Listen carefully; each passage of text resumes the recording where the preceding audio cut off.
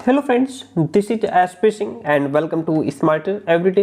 प्यारे दोस्तों, बात करेंगे BEd third semester according to Kanpur university third semester में जो आपका पेपर फर्स्ट है, विद्यालय नेतृत्व एवं प्रबंधन, स्कूल मैनेजमेंट एंड लीडरशिप। ठीक है, इसकी क्लासेस हमारी कंटिन्यू है जिसमें आपकी जो 5 क्लासेस हैं वो कंप्लीट हो चुकी हैं। आज ये क्लास नंबर आपकी 6 रहेगी। 5 क्लासेस कंप्लीट हो गई हैं, यूनिट फर्स्ट भी कंप्लीट हो गई है, सेकेंड यूनिट चल रही है जिसको हम लोग डिस्कस कर रहे हैं। ठीक है, और ये जो कंटेंट है वो हम पेड स्टूडेंट्स को भी प्रोवाइड कराते हैं। और अगर आप अभी तक पेड कंटेंट के लिए हमारे साथ नहीं जुड़े हैं तो जो नंबर आप देख पा रहे हैं 9628182649, इस नंबर पे व्हाट्सएप मैसेज करके नोट्स की इन्फॉर्मेशन आप ले सकते हैं। ध्यान रहे, हमारे नोट्स लेने के बाद आपको मार्केट से किसी भी प्रकार की कोई कॉपी, किताब, easy notes, question bank, model paper कुछ भी लेने की आवश्यकता नहीं रह जाती है। आपको जो भी कंटेंट, जो topic wise content, question answer दिए जाएंगे, पूरा का पूरा पेपर आपको यहीं से मिलने वाला है। तो ये सब हम लोग पढ़ चुके हैं कि व्हाट इज़ मैनेजमेंट, मैनेजमेंट क्या है, उसकी विशेषताएं क्या हैं। ठीक है, एजुकेशनल मैनेजमेंट क्या होता है और इस शिक्षा प्रबंधन की विशेषताएं क्या हैं, इसके उद्देश्य क्या हैं, प्लानिंग क्या होती है, नियोजन, ये सभी हम लोग विधिवत तरीके से इसको समझ चुके हैं। ठीक है, आज हमारा जो टॉपिक है, यहाँ तक हमने पढ़ा था नियोजन में सावधानियाँ। आज हम डिस्कस करेंगे नियोजन में शिक्षक की भूमिका क्या होती है, संगठन क्या होता है, ऑर्गेनाइजेशन क्या होता है, इन चीज़ों को समझेंगे। देखिए, जैसा कि सबसे पहले आपके सामने लिखा हुआ है, देखिए नियोजन में शिक्षक की भूमिका। जो भी नियोजन होता है, जो भी प्लानिंग की जाती है, उसमें टीचर का क्या रोल होता है उसकी हम इसमें बात करेंगे। विद्यालय के नियोजन में जो भी स्कूल की प्लानिंग हो रही होती है उसमें प्रबंधन समिति की भूमिका और उसकी रिस्पॉन्सिबिलिटीज जो है वो अहम होती हैं, बहुत महत्वपूर्ण भूमिका निभाती हैं। ठीक है, और प्रबंध समिति की बैठक में विद्यालय नियोजन संबंधी कार्यक्रमों के संबंध में निर्णय भी लिए जाते हैं और उनका एक फॉर्मेट भी डेवलप किया जाता है। ठीक है, प्रबंध समिति का सचिव प्राचार्य होता है। कौन होता है? प्रबंध समिति का जो सचिव होता है वो कौन होता है? प्राचार्य होता है। वह समिति की बैठक का आयोजन करता है और समिति की बैठक की रिपोर्ट भी तैयार करने का काम करता है। कौन? जो सचिव होता है, यानी कि प्राचार्य। समिति की जो बैठक है उसका आयोजन भी वही करता है और उसकी रिपोर्ट भी तैयार करने का काम उसी का है। ओके, रिपोर्ट तैयार करता है, बैठक का आयोजन करता है और समिति की बैठक की रिपोर्ट भी तैयार करता है। आज शिक्षा विभाग की नियमावली के अकॉर्डिंग विद्यालय की प्रबंध समिति का जो एक वरिष्ठ शिक्षक होता है, यानी कि जो एक सीनियर टीचर होता है, वो प्रबंध समिति का मेंबर होता है। ओके, प्रबंध समिति का मेंबर कौन होता है? Senior teacher. सदस्य शिक्षक को विद्यालय की प्रबंध समिति की बैठक में एक्टिव रूप में भाग लेना होता है। जो मेंबर होता है विद्यालय की जो भी बैठक होती है उसमें वो पार्टिसिपेट करेगा। ओके, और डिसीजंस में अपने अनुभवों के आधार पर सुझाव भी देना उसे होता है। जो भी निर्णय लिए जा रहे हैं, आपको जितना एक्सपीरियंस है, जो भी आपको अनुभव है, जो भी उस डिसीजन के बारे में आप कहना चाहते हैं, आप अपना सुझाव भी रख सकते हैं, यानी कि आपको अपना सुझाव भी देना होता है। ओके, आगे बढ़ते हैं। वरिष्ठ शिक्षक विद्यालय और शिक्षकों की समस्याओं, जो वरिष्ठ शिक्षक सीनियर टीचर होता है वो विद्यालय और टीचर्स की समस्याओं को प्रबंधन समिति में रखता है और उनके हितों का ध्यान भी रखता है। ठीक है, प्रबंधन समिति में शिक्षक की सदस्यता जो है वो एक चक्रीय वरीयता सूची के अनुसार रखी जाती है, सर्कल टाइप में, और इस प्रकार शिक्षकों की प्रबंधन में बहुत इंपॉर्टेंट रोल होता है।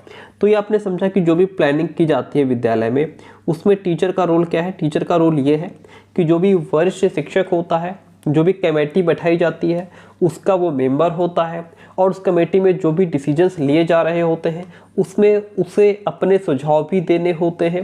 ठीक है, अपने अनुभव के आधार पर, अपने एक्सपीरियंसेस के बेस पे वो अपना सुझाव भी रख सकता है, क्या उचित है, अनुचित है, इन सब चीज़ों के बारे में वो अपनी बात कह सकता है। आइए नेक्स्ट पॉइंट की बात करेंगे, व्हाट इज ऑर्गेनाइजेशन। देखिए, संगठन से अभिप्राय उस व्यवस्था से है, यानी कि संगठन वो व्यवस्था है जो प्रशासन द्वारा भौतिक और मानवीय साधनों को जुटाने के लिए की जाती है।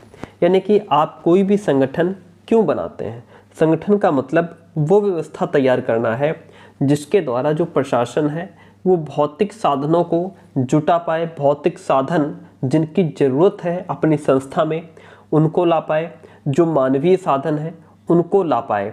वो अकेला नहीं कर सकता, इसलिए उसे संगठन बनाने की आवश्यकता पड़ती है। संगठन जो होता है वह प्रशासन का द्वितीय आधारभूत कार्य होता है, यानी कि प्रशासन का आधार जो है वह संगठन है, वह ऑर्गेनाइजेशन है। ओके, और ये जो काम है वो दो रूपों में किया जाता है। पहला तो हमारा मानवीय संगठन हो गया, दूसरा भौतिक संगठन हो गया। ठीक है, अब जैसे पहला है मानवीय संगठन। मानवीय संगठन में शिक्षक, कर्मचारीगण, शिक्षा समितियां, छात्रगण और अन्य संबंधित जो मानवीय तत्व होते हैं वो सम्मिलित रहते हैं। तो हमें जो भी मानवीय साधन जुटाने हैं उसमें आपके टीचर्स हो सकते हैं, आपके बाबू, क्लर्क है ना, चपरासी, ये सब हो सकते हैं। शिक्षा समितियां कौन कौन सी रहेंगी, कमेटी है ना, स्टूडेंट्स से रिलेटेड जो भी चीज़ें हैं वो सब कलेक्ट करना। ठीक है, यानी कि ये जो भी मानवीय साधन जुटाए जाते हैं इसमें संगठन अहम भूमिका निभाता है। संगठन डिसीजन लेता है किसको लेना है किसको नहीं लेना है ना। ये मानवीय संगठन हो गए। दूसरा हो गया भौतिक संगठन। भौतिक संगठन में जैसे भवन से संबंधित जो भी डिसीजन लेने हैं, भवन किस तरीके का होना चाहिए, कोई कमरा कम पड़ रहा है तो वो कहाँ बनाया जाए, कैसे बनाया जाए, है ना, या और भी चीज़ें हैं। आपके पास किस सब्जेक्ट की लाइब्रेरी नहीं है, सॉरी पुस्तकालय है ना, लाइब्रेरी नहीं है, लैब नहीं है, या उसकी व्यवस्था करना, खेल का मैदान है, या अन्य जो टीचिंग लर्निंग मटेरियल है वो सभी इसमें इंक्लूड हो जाता है। उनकी व्यवस्था करना ये भी किसका काम है, संगठन का काम है। इसीलिए संगठन तैयार किया जाता है क्योंकि कोई एक व्यक्ति ये सब चीज़ें अकेला नहीं देख सकता। संगठन इन दोनों तत्वों में एक सामंजस्य स्थापित करने का काम करता है। ओके, और इन्हें इस प्रकार व्यवस्थित करता है कि जो भी उद्देश्य निर्धारित किए गए हैं उनको प्राप्त करने में किसी प्रकार की कोई भी समस्या पैदा न हो, यानी कि जो उद्देश्य है वो आसानी से प्राप्त किए जा सकें। ये जो व्यवस्था है औपचारिक और अनौपचारिक दोनों रूपों में पॉसिबल है। अब जैसे कि इसके बारे में मैकफार्लैंड कहते हैं कि मनुष्यों का एक पहचान समूह जो अपने प्रयत्नों को उद्देश्य प्राप्ति में लगाता है संगठन, यानी कि मनुष्यों का एक ऐसा ग्रुप जो अपने एफर्ट्स को उद्देश्य प्राप्ति में लगाता है, यानी कि जो उनके जो एफर्ट हैं, देखिए समझिए, मनुष्यों का एक पहचान समूह, यानी कि ऑर्गेनाइजेशन क्या है, ऑर्गेनाइजेशन वो ग्रुप है। ऑर्गेनाइजेशन जो है वो एक प्रकार का ग्रुप तैयार किया जाता है और फिर ये जो ग्रुप है वो एफर्ट करता है, प्रयास करता है। पहले तो मानवीय संसाधन जुटाएगा और भौतिक संसाधन जुटाएगा, फिर उन दोनों में सामंजस्य स्थापित करेगा और फिर उसके माध्यम से जो भी हमारी संस्था के उद्देश्य हैं उनको पूरा करने का काम ये ग्रुप करेगा और यही संगठन कहलाता है। Doctor SN. मुखर्जी के अनुसार कहा गया है कि संगठन जो है वो काम करने की एक मशीन है। संगठन काम करने की एक मशीन है जो आपस में मिल करके ढेर सारे पुर्जे जिस तरीके से आपस में मिलकर के एक मशीन का निर्माण करते हैं और फिर वो मशीन वेल तरीके से काम करती है। वही काम यहाँ पे संगठन का है, क्योंकि हमारा जो संगठन तैयार किया जाता है, जो ग्रुप तैयार किया जाता है, उसमें अलग अलग सोच, विचार, योग्यता, क्षमता वाले लोग होते हैं। वो अपना अपना जो है कि सुझाव देते हैं, फिर उसके हिसाब से काम किया जाता है। तो ये एक तरीके से इसको मशीन कहा गया है। इसका मुख्य उद्देश्य व्यवस्था करने से संबंधित है, यानी कि आप हर तरीके की व्यवस्था, बच्चों को पढ़ाने के लिए किस प्रकार की टीचिंग लर्निंग मटेरियल नहीं है, ब्लैक बोर्ड की अव्यवस्था है, फर्नीचर नहीं है, चाक डस्टर बोर्ड नहीं है, लैब नहीं है, लाइब्रेरी नहीं है ना, या बच्चों को बैठने में दिक्कत हो रही है, वो सारी व्यवस्थाएं करने का काम ग्रुप करता है ताकि समग्र कार्यक्रम का संचालन किया जा सके। ये काम होता है ऑर्गेनाइजेशन का, ग्रुप का, संगठन का।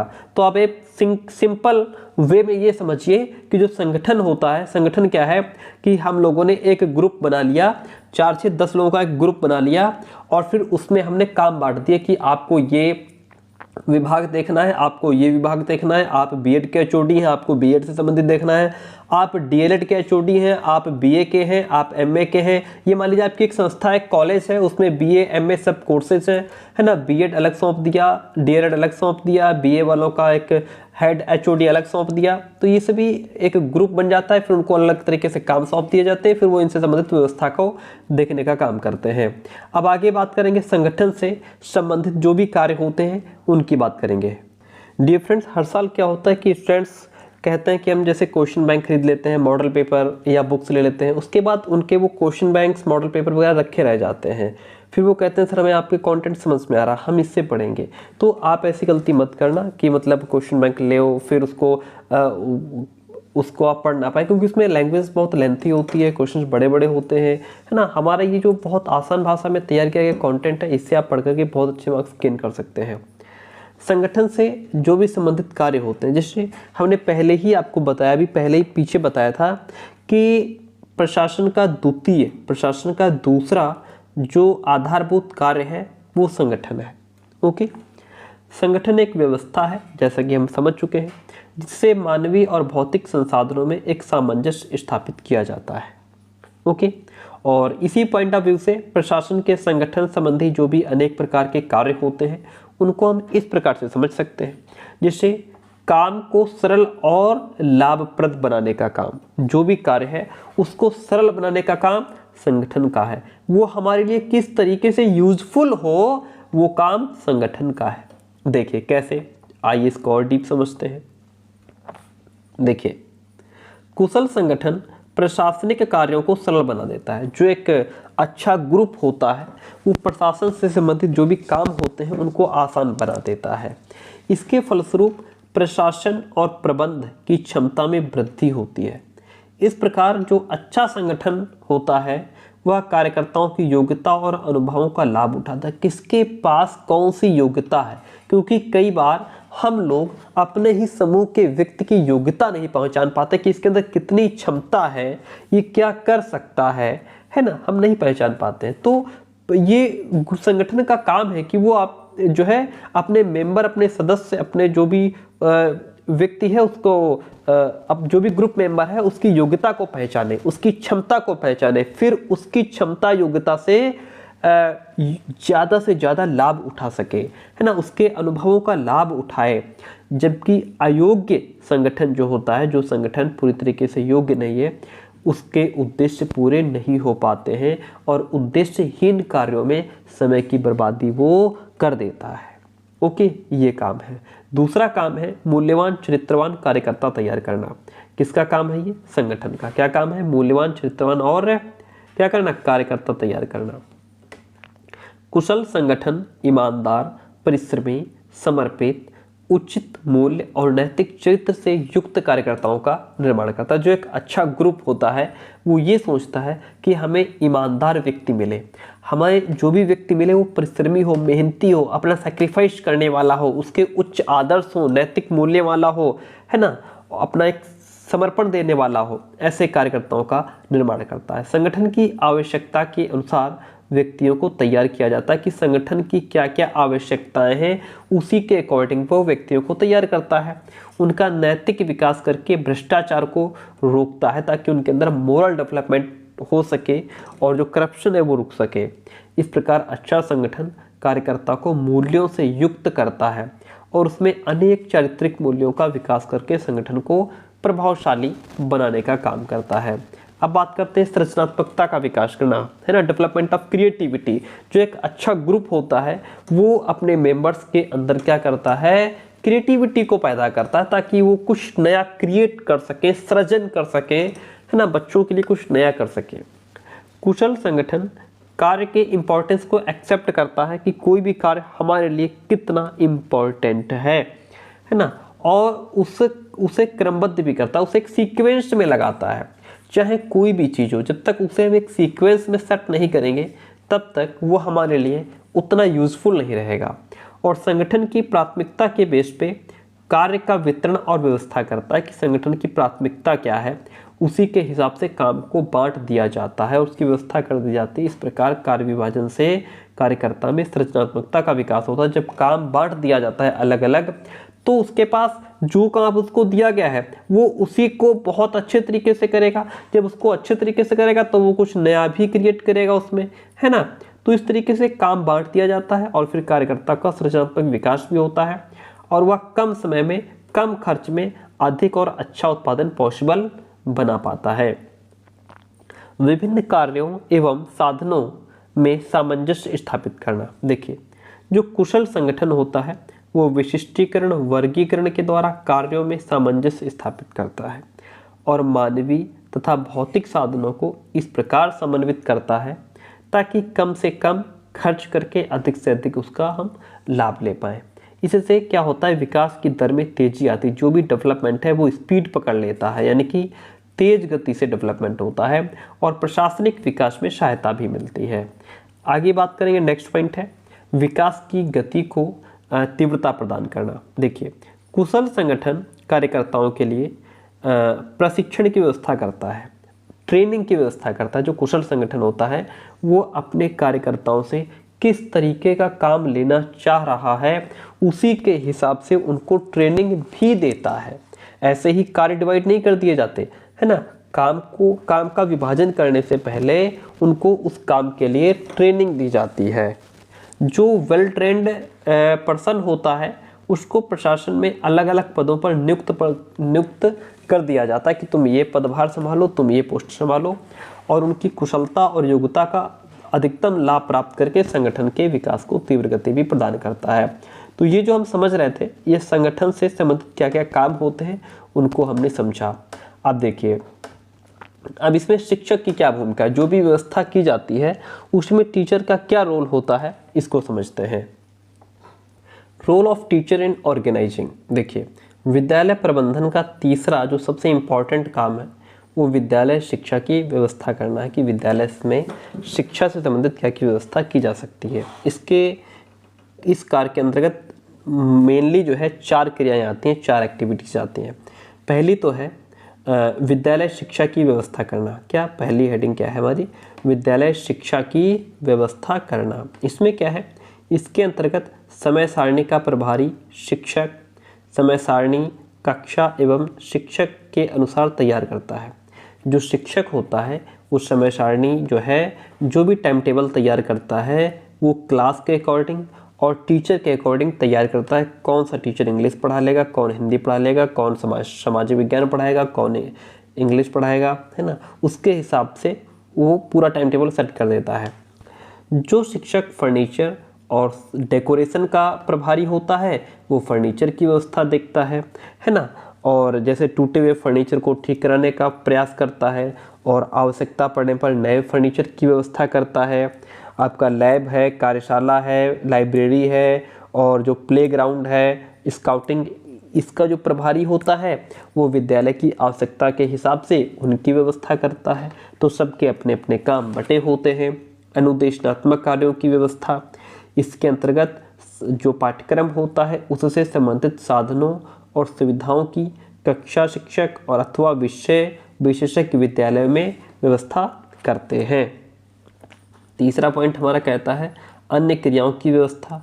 जो शिक्षक सांस्कृतिक कार्यक्रमों का प्रभारी होता है, जो सांस्कृतिक कार्यक्रमों का प्रभारी होता है, जैसे 15 अगस्त को मान लीजिए कोई कार्यक्रम विद्यालय में हो रहा है प्रोग्राम, तो उसका जो प्रभारी होता है वह उससे रिलेटेड जो व्यवस्था करनी होती है वो करता है। वह सामाजिक सांस्कृतिक राष्ट्रीय क्रियाओं का आयोजन करता है और उनसे संबंधित जो आवश्यकताएं और साधन होते हैं उनकी व्यवस्था भी वो करता है। विद्यालय में छात्र कल्याण प्रभारी भी नियुक्त किया जाता है। क्या, एक होता है छात्र कल्याण प्रभारी, छात्र कल्याण प्रभारी भी होता है विद्यालय में, वो भी नियुक्त किया जाता है। जो छात्र संघ छात्र की कठिनाइयाँ उनकी आवश्यकताओं को देखता है और आवश्यकता पड़ने पर उनकी हेल्प भी करता है। कार्यालय संबंधी व्यवस्था की अगर बात करें तो प्रत्येक कक्षा का एक कक्षा शिक्षक नियुक्त किया जाता है। हर क्लास का एक क्लास टीचर होता है ना। कौन होता है, एक क्लास टीचर भी होता है जिसको उस कक्षा का पूरा उत्तरदायित्व दिया जाता है। जैसे जो रिजल्ट तैयार किए जाते हैं वो सभी उस क्लास में कौन कौन से टीचर जाते हैं उनसे पूरी लिस्ट लेना, फिर तैयार करना, पूरा रिजल्ट तैयार करना, फिर बच्चों तक पहुंचाना, डिस्ट्रीब्यूट करना, और भी बहुत सारे काम, अटेंडेंस लेना, कक्षा में अनुशासन रखना, छात्रों से फीस लेना, उनके उपस्थिति रजिस्टर का अनुरीक्षण करना आदि के लेखे जोखे की कक्षा शिक्षक द्वारा व्यवस्था की जाती है। और कक्षा शिक्षक अपनी कक्षा के जो उसका रिजल्ट जैसे मैंने बताया है ना, उसकी भी व्यवस्था करता है। तो यह सभी काम कौन करता है? क्लास टीचर करता है। ठीक है, अब बात आती है नियंत्रण की। नियंत्रण में इसमें नियंत्रण संबंधी कार्य हो जाएंगे, नियंत्रण में शिक्षक की भूमिका हो जाएगी, फिर शिक्षा में प्रबंधन के उद्देश्य क्या होंगे। ठीक है, अब ये जो क्लास रहेगी हमारी नियंत्रण वाली, ये हम नेक्स्ट क्लास में इसको डिस्कस करेंगे। ठीक है, तो आज की क्लास कैसे रही कमेंट करके जरूर बताइएगा। एंड बेस्ट कंटेंट के लिए आप हमें इस नंबर पे व्हाट्सएप मैसेज करके नोट्स की इन्फॉर्मेशन ले सकते हैं। ठीक है, आपको 50 से 60 पर सब्जेक्ट क्वेश्चंस दिए जाते हैं, टॉपिक वाइज कंटेंट रहता है जो आपके लिए बेस्ट मटेरियल होता है। थैंक यू सो मच, मिलते हैं बहुत जल्दी नेक्स्ट क्लास में।